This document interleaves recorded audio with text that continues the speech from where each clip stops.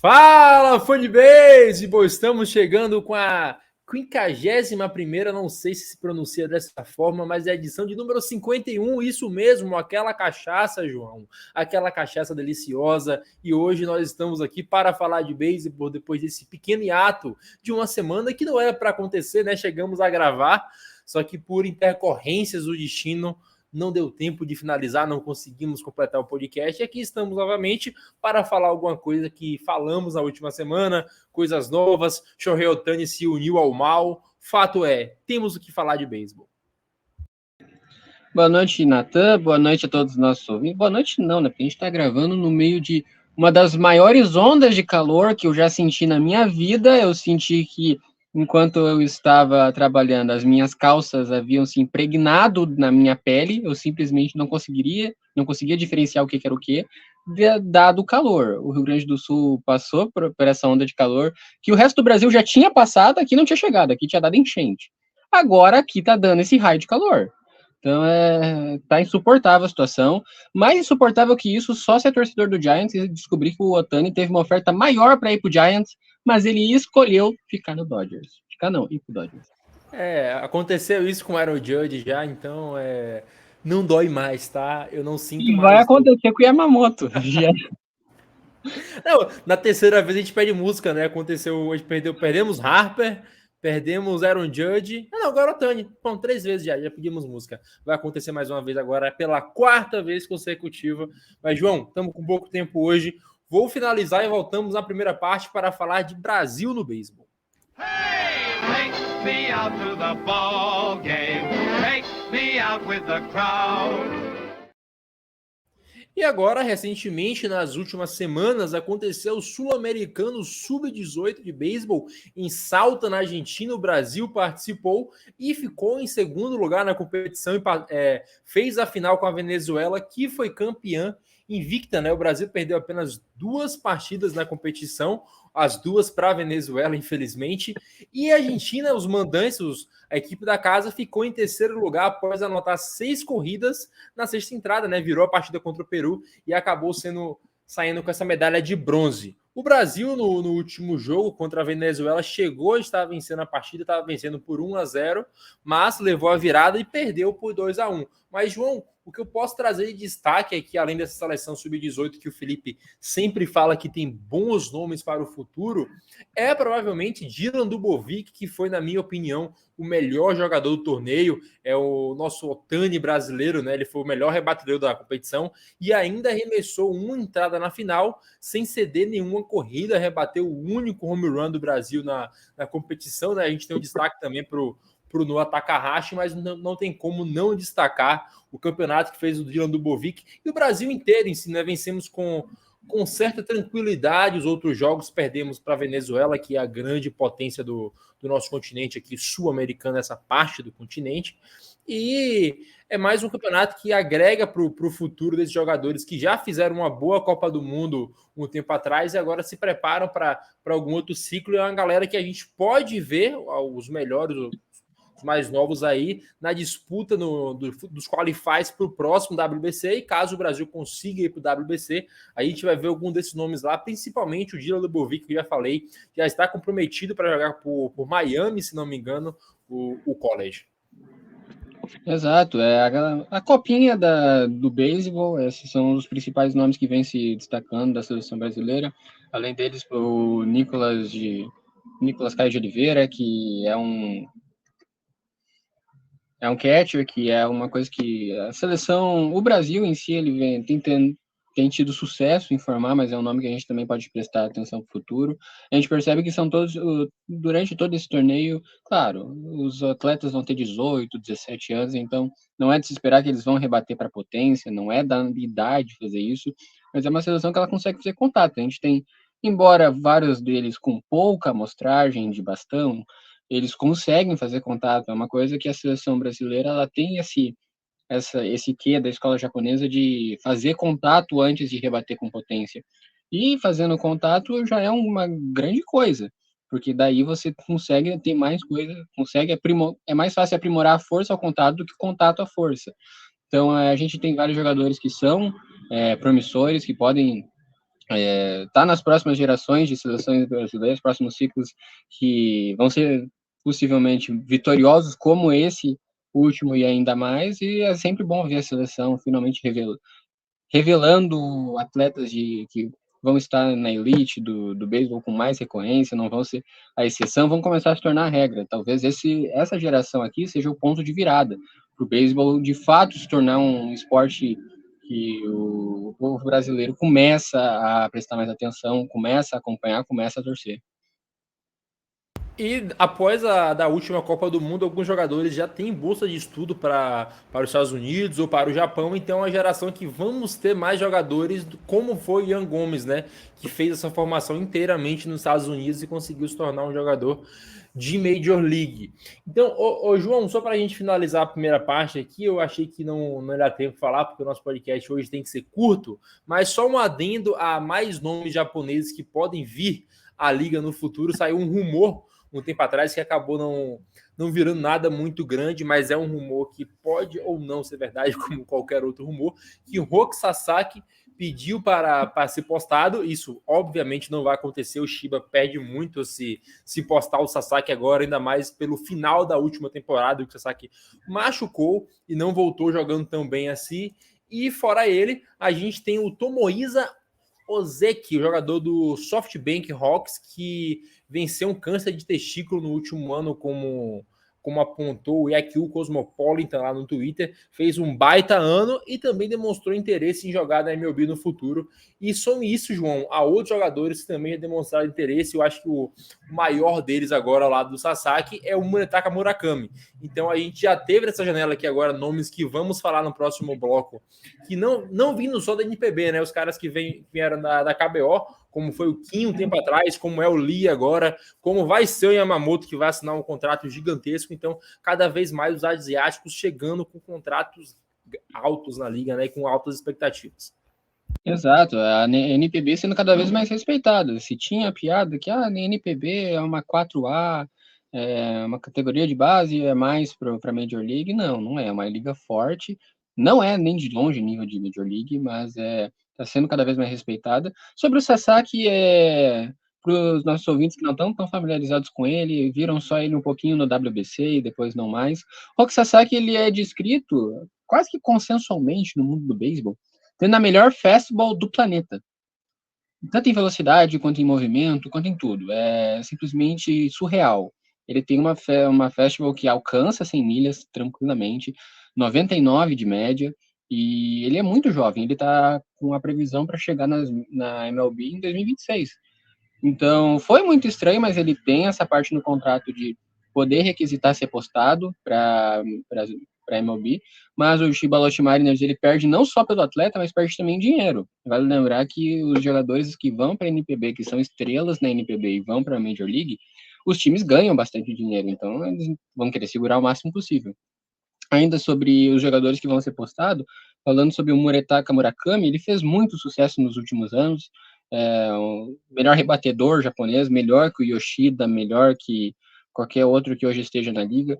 E então teve um 2023 muito bom, mas ainda assim ele é muito bom.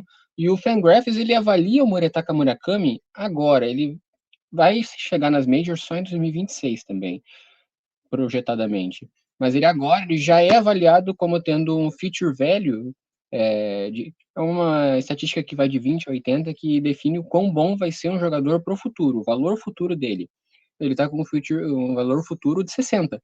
Hoje, o prospecto número 1 da MLB Pipeline, que é o Jackson Holliday, também tem 60, junto com outros grandes nomes que são tão hypados, como Paul Skenes, como James Wood. Então, ele já é um prospecto que hoje seria top 5 na MLB Pipeline. Daí, isso, mais uma vez, comprova que quanto dos japoneses estão chegando não só preparados, mas muito bem pagos.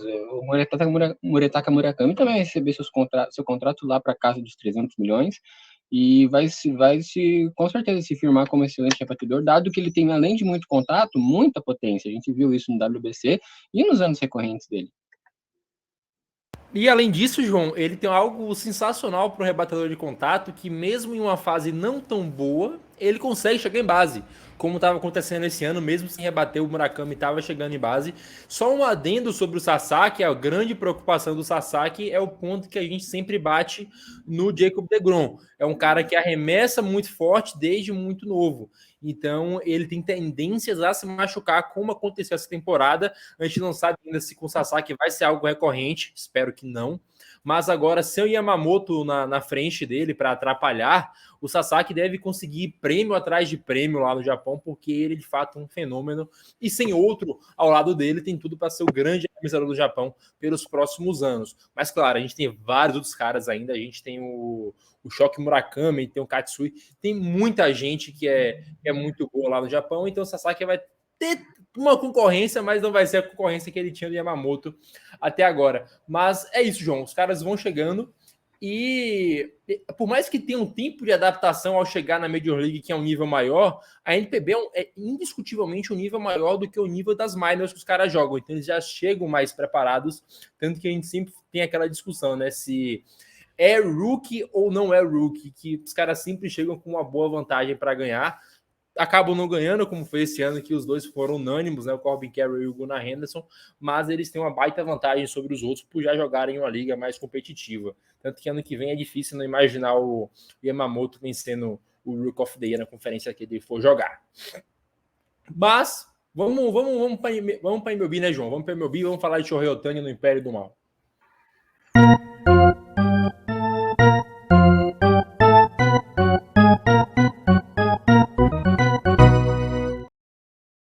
Cara, eu não tenho palavras para descrever o quão triste eu estou nesse momento.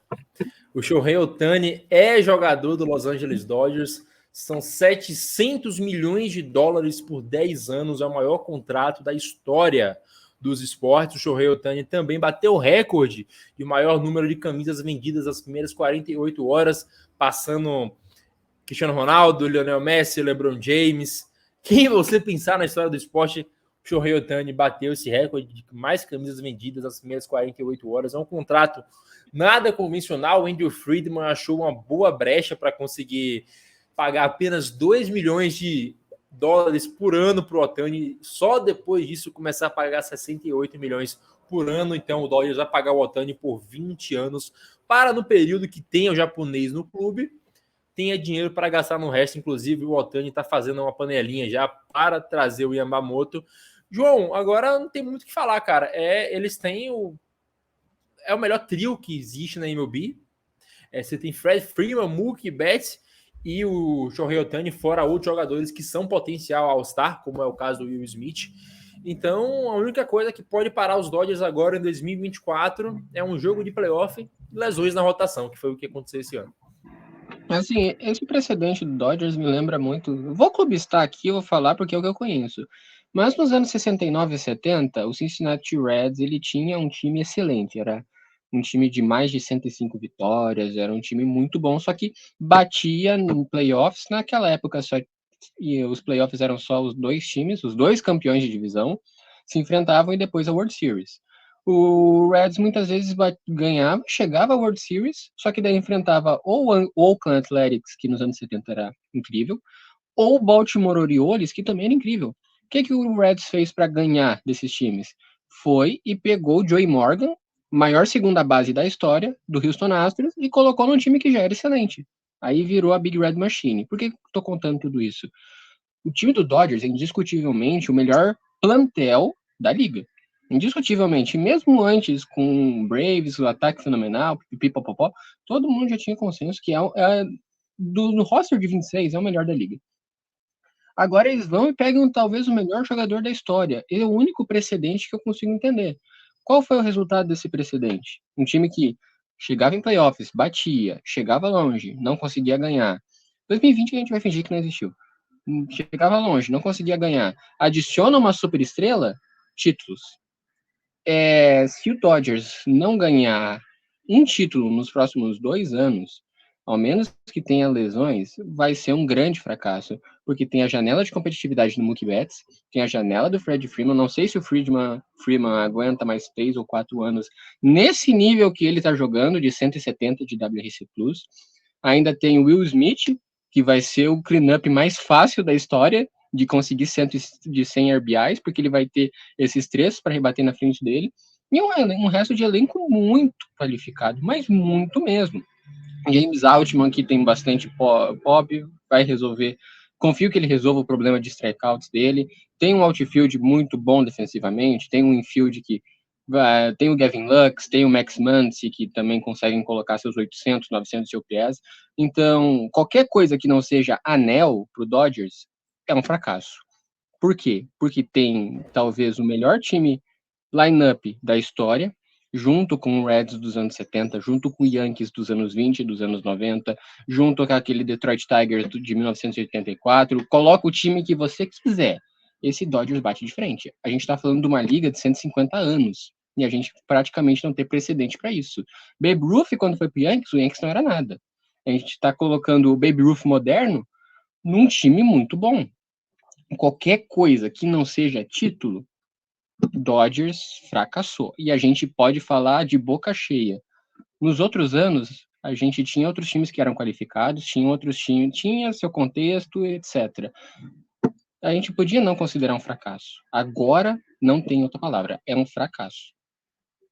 E, João, a gente continua, a gente fala do quão o Dodgers é bom e ainda falta falar. Porque se a gente pensar, o Dodgers tem um dos melhores utilities da liga. Eu acho que, pra mim, o Chris Taylor tá atrás só do Drury, talvez. Porque ele é um excelente utility, ele joga na posição que você botar. E ele não é um bastão medíocre, ele é um bastão bem ok, é um bastão ali um pouco acima da média, às vezes um pouco para baixo, mas é um cara que te serve porque joga em qualquer posição que você botar. Então o Dodgers tem como fechar qualquer lacuna e é um time que ainda pode trazer Yamamoto, ainda pode contratar muita gente, porque o Ohtani assinou por 2 milhões, cara.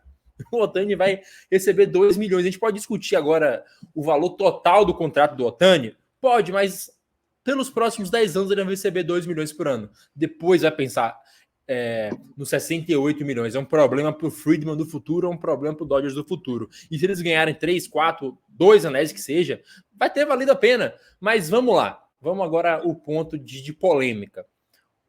700 milhões foi caro? Eu acho que foi um contrato extremamente caro. Porque, para mim, o Ohtani arremessando e rebatendo não valeria 700 milhões. 700 milhões eu não pago no Barry Bonds no auge. Eu acho, ok, acima dos 500 milhões. 700 milhões, João, é muito dinheiro. Cara, é muito dinheiro. Você receber 68 milhões por ano, quando ele nem estiver mais jogando, é absurdo. O problema é que se o Dodgers não pagasse, o Giants iria pagar, como já foi dito, que o Giants ofereceu o mesmo contrato, ou se não, algum outro time pagaria. Por isso, talvez, o preço dele aumentou em tanto assim. Mas, cara, botando na balança que é uma incógnita se ele arremessa ainda, ou se ele arremessa no mesmo nível, ou se ele arremessa por muitos anos, eu acho que 700 milhões foi um overpaid. Claro, se fosse no meu time, eu estaria comemorando horrores, felicidade, mas 700 milhões eu acho que nenhum jogador vale isso. É muito dinheiro. A gente tem duas vertentes de pensamento quanto a isso. Tem a vertente, quanto é que vale o War, como é que é a produção do cara, como é que é isso, como é que é aquilo. A gente também pode entrar na discussão sobre será que um atleta pode receber tanto e um médico receber seus 5 mil por mês? Quem é que está fazendo mais para a sociedade? As duas discussões são cabíveis, a gente não vai entrar em nenhuma das duas aqui. Mas o fato é, a gente está vendo talvez o melhor jogador da história atuando bem diante dos nossos olhos, um cara que está colocando 7, 8 de War por temporada na carreira. Uma coisa que, se ele se manter saudável e jogar, não precisa jogar igual em 2023, não precisa jogar em 2022. O que ele jogou, vocês lembram do ano de 2019 dele, que ele foi ok nas duas coisas? Ele continuando nisso, ele já salva um spot de roster, já dá para adicionar mais um jogador, ele já consegue fazer, ele já é um rebatedor incrível, ele consegue fazer tudo, ele tem uma contribuição também de mentalidade, é um capitão. Aquele discurso que ele fez na final para o Japão, antes da final com os Estados Unidos, vocês não podem admirar eles, a partir de agora, vocês não admiram, vocês não respeitam, vocês vão jogar beisebol. É um cara que vai mudar a mentalidade do vestiário, é um cara que coloca o dedo na cara de qualquer jogador ali. E fala, vamos, incentiva, que fala no que precisa ser falado. Colocando tudo isso no agregado do quanto vale o Shohei Ohtani, eu ainda acho que foi caro demais. Porque não tem como um jogador valer 700 milhões, cara. É simplesmente irreal. tá certo que o merchandising que ele traz, o marketing vindo do Japão, o Dodgers vai ganhar muito dinheiro em cima do Ohtani. O Ohtani, em 3, 4 anos, se ele jogar como jogou ano passado, ele se pagou. Ele não precisa fazer mais nada além disso. Ganhando um anel, jogando 3, 4 anos em alto nível, ele pagou o contrato dele, porque o Dodgers vai ganhar muito no mercado asiático, no mercado do Japão, vai vender boné a rodo. Eu queria muito ver uns bonecos do Dodgers competindo com o do Yankees, assim, tipo, sai no centro uma sexta-feira de noite, eu queria ver, tipo, 2, 3 do Yankees, 3, 4 do Dodgers, assim, não precisa ser só do Yankees. Mas tem a vertente do lado que a gente tá vendo o melhor jogador da história, tem que pagar. Se tu não pagar, alguém paga. Ok. A expectativa é um mercado ajustando valores, aquela velha história. Mas ainda assim, tu consegue. O contrato do Ohtani, ele pagaria 933 contratos de calouro. Será que 933 novatos não conseguiriam fazer o que o Ohtani faz? No agregado, estilo Moneyball? É muito absurdo. É absurdo no nível que o Ohtani é absurdo em campo. E não existe uma resposta certa e errada. Você pode achar muito, ok. Você pode achar que vale, ok. As duas estão certas. O ponto é, o Dodgers pagou. E se não tivesse pago, outro time iria pagar. Isso é um fato. Mas agora, Ju, trazendo. Você falou de 2019 que ele foi médio nas duas, mas, cara, você acha que o Ohtani volta a arremessar e aí ele se machuca novamente? O Dodgers vai ficar forçando perder o melhor rebatedor da liga para deixar ele arremessar? Porque se ele arremessa é um risco iminente de lesão. E você corre o risco de perder o melhor rebatedor da liga se ele continuar arremessando. Então, é uma parada que não é sustentável a longo prazo. A gente já discutiu isso aqui várias vezes, por quantos anos ele iria conseguir fazer isso. E, cara, não é sustentável a tão longo prazo assim. Ele vai jogar no bullpen se quiser arremessar. É porque ficar abrindo o jogo pelos próximos 5, 6 anos ele não consegue. Ele não consegue, ainda mais vindo de outra Tommy John agora, que a gente não sabe exatamente se é Tommy John, né? Mas é outra cirurgia. É complicado, cara, é complicado. Você bota em risco o seu melhor jogador para tentar extrair o plus dele, que é por isso que ele vale isso tudo, mas chega no ponto que você tem que botar na mesa, se vale a pena perder o Ohtani por lesão, se vale a pena continuar rebatendo e rebatendo, você diminui a carga de arremesso dele, e também tem que botar em consideração que o Ohtani quer, né, porque eu tenho certeza que ele assinou esse contrato com a certeza que ele poderia arremessar. Não só com a certeza que ele poderia arremessar, ele ainda botou que se os diretores do Dodgers forem demitidos e se não colocarem um time bom para ele competir, ele pode sair do contrato a hora que ele quiser. Não, então, se ele colocou essas condições, com certeza a condição de abrir o jogo está. Então, acho que o fato do Ohtani arremessar não é algo que vai ser considerado. Simplesmente está no contrato. Ele vai arremessar se ele quiser, porque deram a chave da franquia para o Ohtani. Isso, cada vez que está saindo mais sobre esse contrato, a gente percebe. O dono do Dodgers agora é o Ohtani. Ele faz o que ele quiser, ele manda e desmanda lá dentro. Mas, falando do longo prazo, é realmente muito uma engrenagem a gente fazer qualquer coisa, mas acho que o Ohtani, pelo cacife dos arremessos dele, pela localização dos arremessos, ele é um arremessador de elite. Em 2022 ele foi. Ele consegue ir longe nos jogos, mas mesmo que ele não consiga, por desgaste, coisa, ele ainda consegue jogar suas 2, 3 entradas durante uma vez a cada semana. Então, mesmo que se ele mantiver o ponto de ser um rebatedor muito bom e fazer esse, mesmo que seja um pequeno plus, ainda assim está de excelente tamanho para o Dodgers, por causa que mesmo ele arremessando pouco porque o braço não aguenta, stuff, velocidade, movimento do arremesso, o quanto de quebra ele tem, essas coisas geralmente não se perde tão cedo na carreira, principalmente o comando. O Ohtani tem um excelente comando. Então, ele consegue, analisando ele do ponto de vista de arremessador, ele consegue manter esse nível de performance por um longo tempo ainda. O ponto vai ser o quantas entradas ele consegue. Se ele arremessar 2, 3, ser um arremessador praticamente de bullpen game e conseguir arremessar bem e manter o nível rebatendo, ainda assim tá de bom tamanho pro Dodgers. Com certeza eles levaram isso em conta. Eu acho que foi o plano que eles mais preveram. E ainda assim tá valendo a pena pelo que é o Ohtani. É isso, cara. Agora que a gente falou do Ohtani, vamos falar do melhor rebatedor japonês da liga, né? A gente pode falar agora de Jong-Hoo Lee, que é Joga pela Coreia, mas nasceu no Japão, assinou com os Giants por 130 milhões, né? Acho que foi algo assim no final das contas, com os bônus que eram pagos na postagem. E era especulado, João, que ele assinasse por menos da metade disso. Era especulado que ele assinasse ali na casa dos 50 milhões. Mas tem que lembrar que todo contrato que especularam que seria assinado nessa free agency está sendo assinado por muito mais, né? Então, indo nesse leilão e brigando com principalmente os Padres, os Giants conseguiram o John Holley, que é um cara que rebate para contato, é um cara que nunca rebateu abaixo de 300 na carreira. Então, ele se machucou na última temporada, né? Ele chega para ser provavelmente o lead-off do Giants, ou rebater em primeiro, segundo ali, ser o center field desse time que precisa, esse time precisava urgentemente de um outfield, só que precisava muito mais de potência do que de contato. Dito isso, é um baita jogador, o Giants precisa de um defensor bom como ele é, que bota a bola em jogo, ainda precisa ir atrás do Cody Bellinger, de alguém que coloca a bola para fora do estádio, porque vale lembrar, desde 2006 o Giants não tem jogador que rebate 30 home runs na temporada. É inacreditável.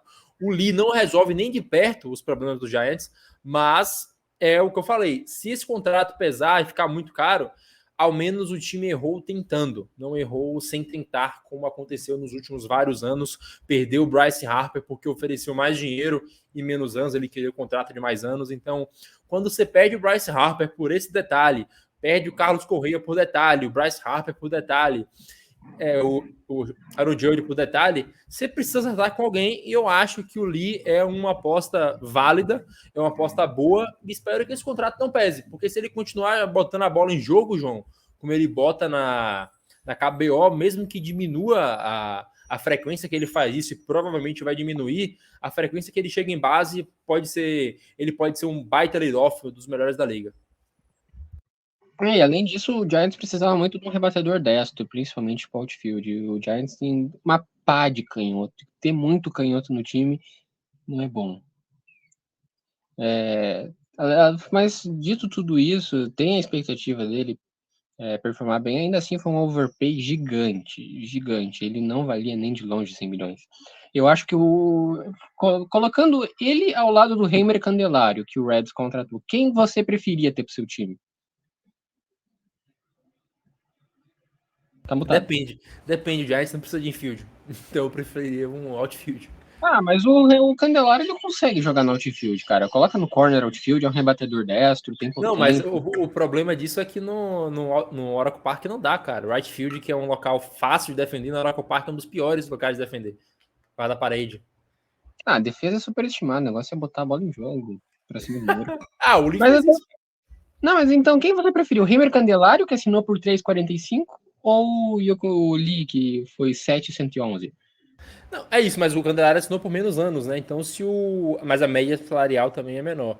Só que, se o Lee der certo, e ele for o que ele foi na Coreia, ou um pouco abaixo, o contrato vai valer muito a pena, cara. 18 milhões por ano. O problema é que pode dar muito errado também.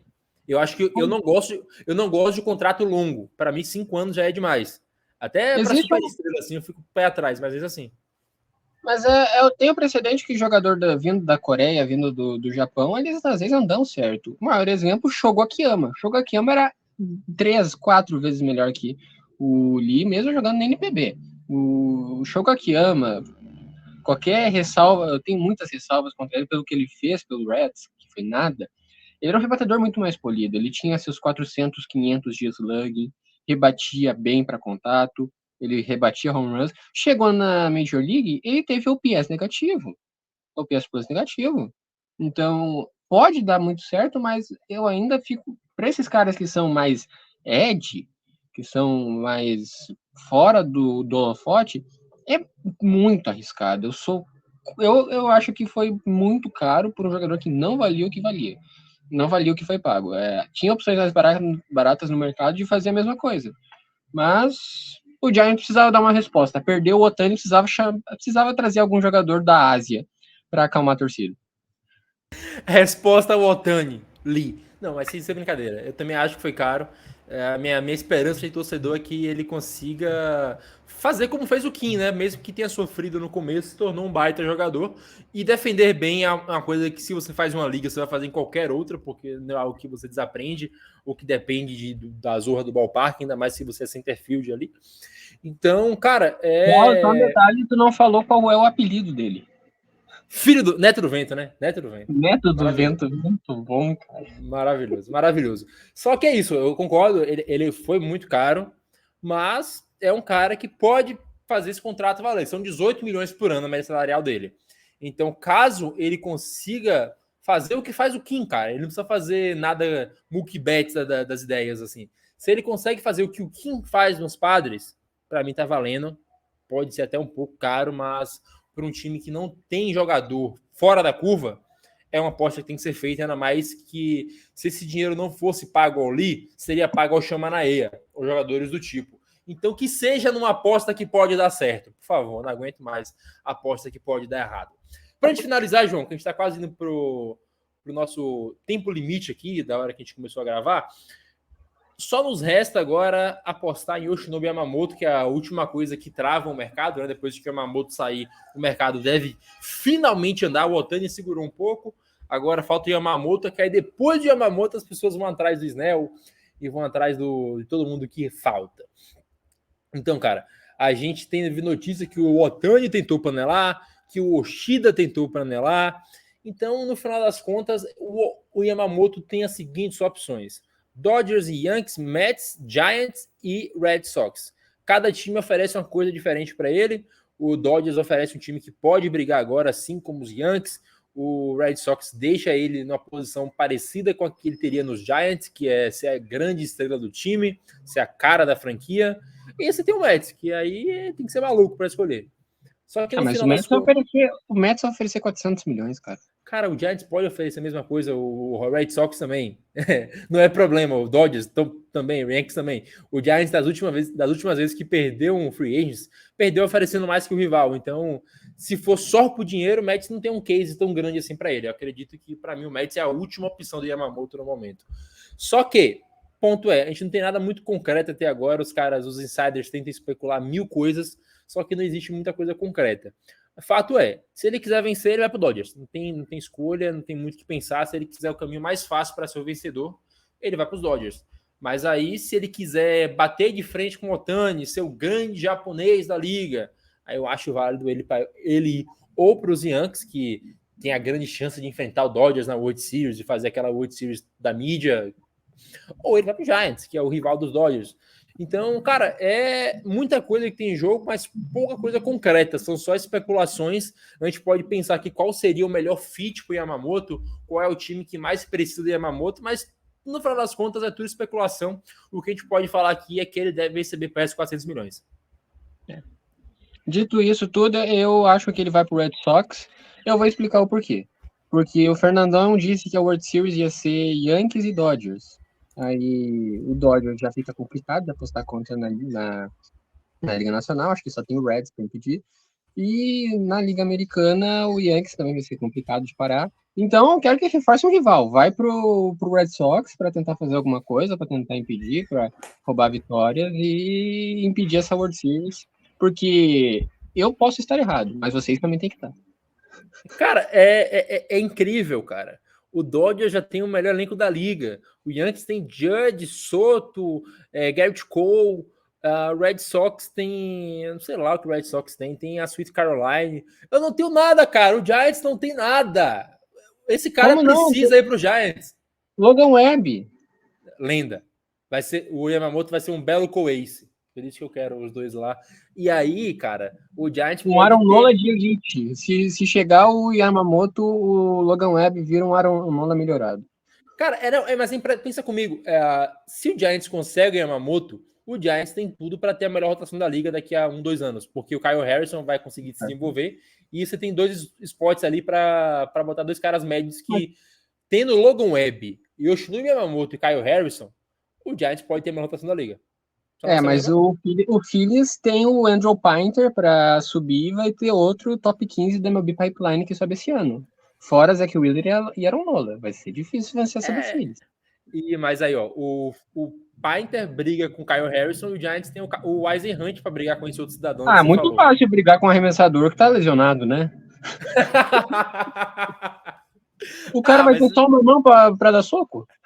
Cara, mas é só especulação, né? Eu quero muito que o Yamamoto vá para os Giants, eu acho que é difícil, ainda mais pela concorrência. Eu creio que o Yamamoto... Cara, dado o pitching staff e coisa, eu não duvido a rotação do Dodgers ser melhor. Não, tirando o Ohtani, ainda tem o PPO, ainda tem o Miller, ainda tem tem jogadores bem... O Sheehan... Buehler volta. Buehler, tem o Dustin May, que é de vidro, mas tem... Cara, mesmo sem Yamamoto, o desenvolvimento desses caras permite a gente projetar que talvez seja uma rotação top 5. É isso, sem agora... Ohtani. Pensa comigo. Uma coisa que ajuda bastante o arremessador é o estádio. Por que o Yamamoto não vai jogar num dos estádios mais pitch-friendly da liga, que é o Oracle Park? Olha só, cara, tudo se desenhando. Mas a estádio de arremessador por estádio de arremessador? Citi Field. Ok, mas... Cara, não discute comigo, não. Não, mas é isso, a gente só... Cara, o Yamamoto deve estar traumatizado pelo que eles fizeram com o DeGrom.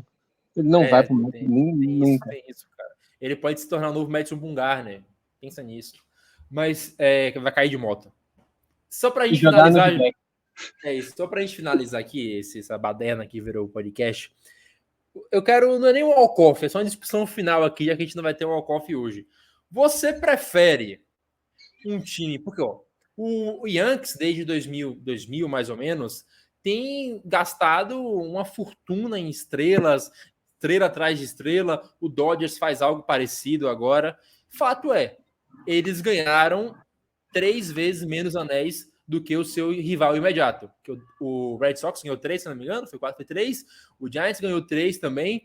Então, até onde vale a pena despejar todo o seu dinheiro em estrelas, ao invés de ter um time mais médio ali, com algum outro jogador ou outro que é bom, como foi o caso da dinastia dos Giants, que tinha, sim, vários baita jogadores, mas tinha um Hall da Fama. Só nos 3 primeiros do Dodgers, você tem 3 Hall da Fama. Cara, cada vez mais que eu estudo sobre beisebol e aprendo sobre o esporte, cada vez mais eu percebo que ele não faz sentido. Então, pra gente analisar o beisebol, a gente precisa também ser meio maluco. Porque mesmo fazendo tudo certo, vai chegar um Kansas City Royals roubando base adoidado e sendo campeão. Porque sim. Não tinha ataque, não tinha muita defesa, não tinha um excelente bullpen, mas não tinha arremessador, foi lá e ganhou o World Series 2014. Não, 2015. Mas tinha o poder da amizade. Poder da amizade, cara. Eu acho que pensa comigo, Giants 2012 ficou atrás de todas as séries. O Buster Posey bate aquele grande slam contra os Reds lá, o time vai cara. O time vai para o World Series contra um Tigers que não tinha perdido um jogo nos playoffs e varre. É inacreditável, cara. O poder da amizade. O poder da amizade é muito subestimado. Por causa que... Pensa comigo, Washington Nationals com o poder do Baby Shark. Cara, me fala aí, qual é o war do poder da amizade? Infinito, porque a amizade vale mais que a guerra. Cara, a gente já se passou aqui, a gente já se passou bastante do ponto, passamos bastante de tudo. Mas, João, semana que vem já é Natal, não é Natal. Então, em comemoração ao Natal, que gravaremos nosso próximo episódio, eu quero propor aqui que, se o Yamamoto não tiver assinado ainda, caso não tenha pautas relevantes, vamos vir aqui fazer nossa guerra. Estamos combinado? Tá combinado, então. Então, você, ouvinte do Entradas Extras, comente aí o que você quer que a gente discuta aqui, qualquer pauta histórica. E, inclusive, se for algo do tipo, quem é melhor? Pelé ou Maradona? Vem na minha cabeça aqui. Se ambos Willie Mays ou Hank Aaron? Se ambos concordarem que o Willie Mays é melhor, a gente tira no dado para ver quem vai defender qual, porque o intuito aqui é brigar.